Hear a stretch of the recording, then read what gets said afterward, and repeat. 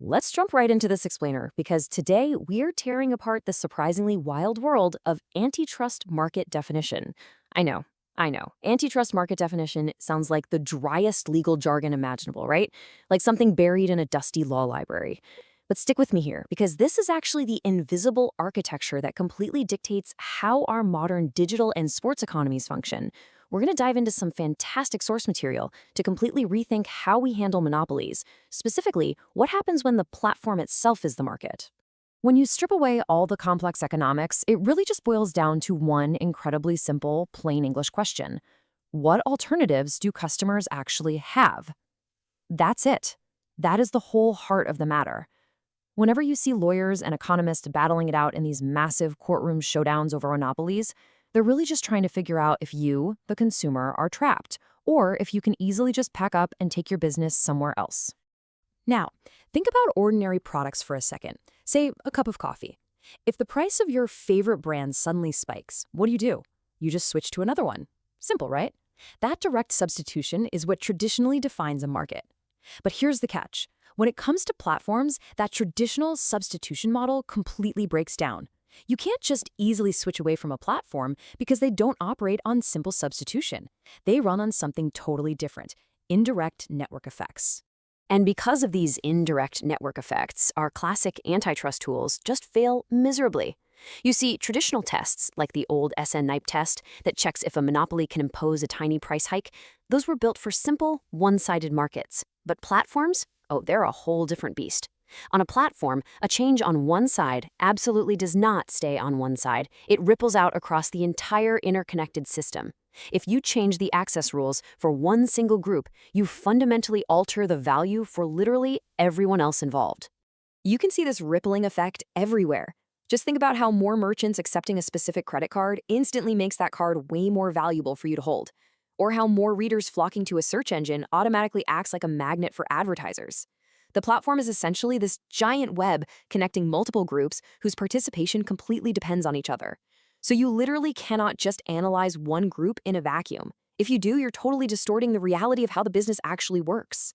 So here's our roadmap for this explainer. First, we'll look at the flaw in the system.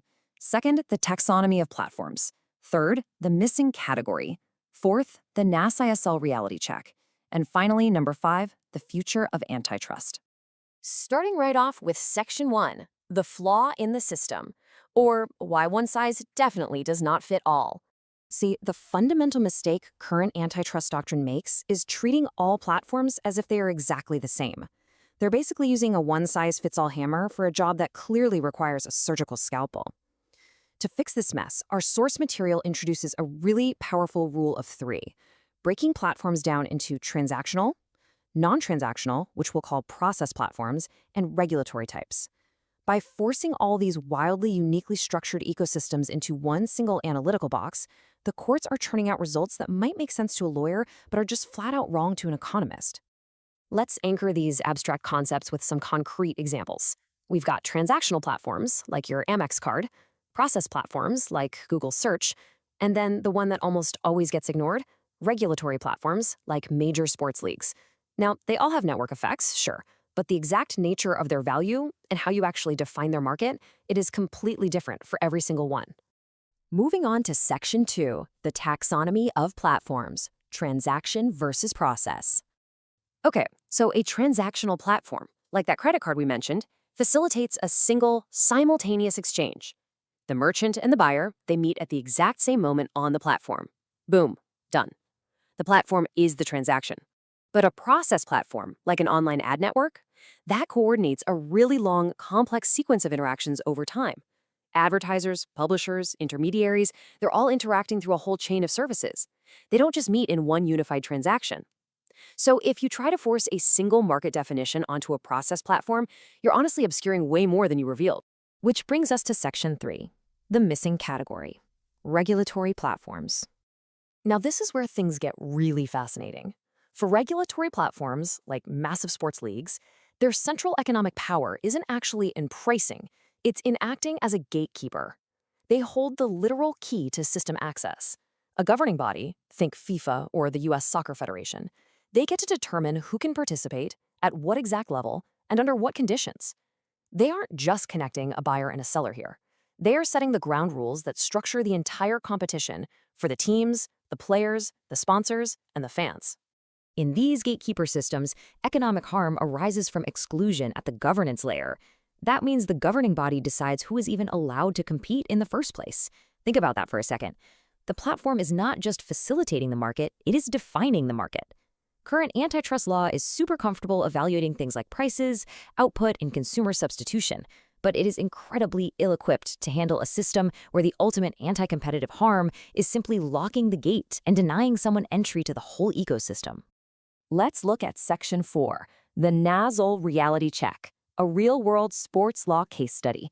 We really need to see exactly why these economic theories matter in million-dollar courtrooms. So let's look at a massive, high-stakes legal dispute in American soccer, the North American Soccer League's battle against the U.S. Soccer Federation and Major League Soccer. So you have this hierarchical pyramid. FIFA is at the very top globally, handing power down to the national level with the USSF, which then acts as the ultimate gatekeeper. This entire dispute centered on whether this governing body unlawfully favored MLS and explicitly locked the NASL out of top-tier Division I status. And what happened? Ultimately, NSL lost their antitrust case. But here is the kicker. They didn't lose because their proposed market definition was inherently wrong economically. They lost because the court treated the soccer system as a standard platform rather than a regulatory gatekeeper. The jury rejected the plaintiff's arguments, and the appellate court affirmed it. From a strict, rigid, doctrinal perspective, yeah, the judges made a defensible choice. But economically, it reveals a massive, glaring gap in the law. The challenged conduct, literally locking a competitor out of a top tier, just didn't fit into the court's available legal categories, so they essentially just shrugged it off.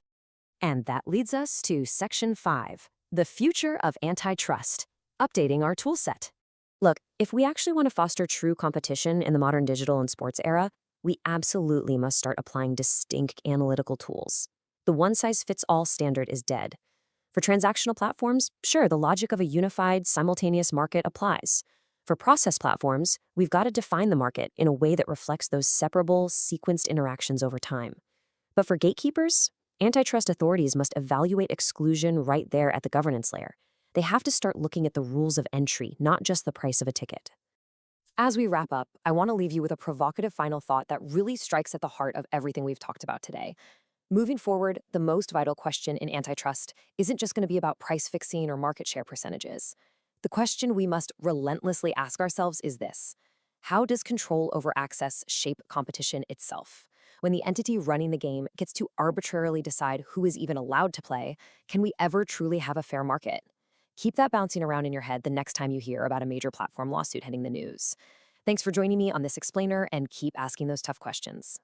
Thanks for watching. For the deep dive economic analysis behind these stories, join us at econworks.com. Subscribe to stay informed on where law and economics meet the market. We'll see you in the next episode.